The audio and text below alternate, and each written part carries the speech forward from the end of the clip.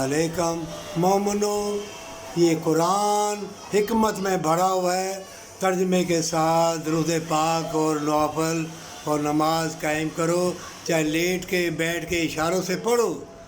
मोमिनो, मियाँ बीवी में अनबन लड़ाई हो जाती है।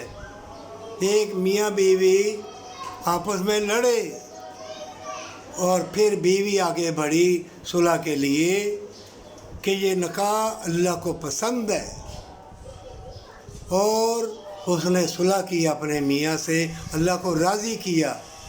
ए नेक हसीन लड़कियाँ लड़कों, अगर शैतान तुम्हारे दिल में वसवसे या को दरार डाल दे, क्योंकि तुम्हारा निकाह है जो अल्लाह को पसंद है, हमेशा की जन्नत के लिए, अल्लाह की खुशनुदी हासिल करने के लिए दरगुजर करना और एक दूसरे से वफ़ा करना।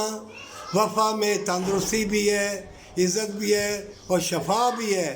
100 बीमारियाँ दूर होती हैं जब कुरान तर्जमे से पढ़ोगे और मियाँ बीवी आपस में अल्लाह की रज़ा के लिए मिलजुल के रहेंगे।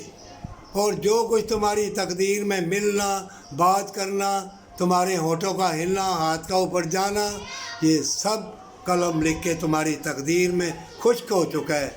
मोमिनो, जब अच्छा सोचोगे, उल्फत और प्यार की ठंडी हवाएं, बादलों की, फूलों की, मौसमों की हसीन सब्ज़ियाँ, फल तुम्हारे लिए अमर बन जाएंगे, शफा बन जाएंगे और तुम्हें तंदुरुस्ती देंगे।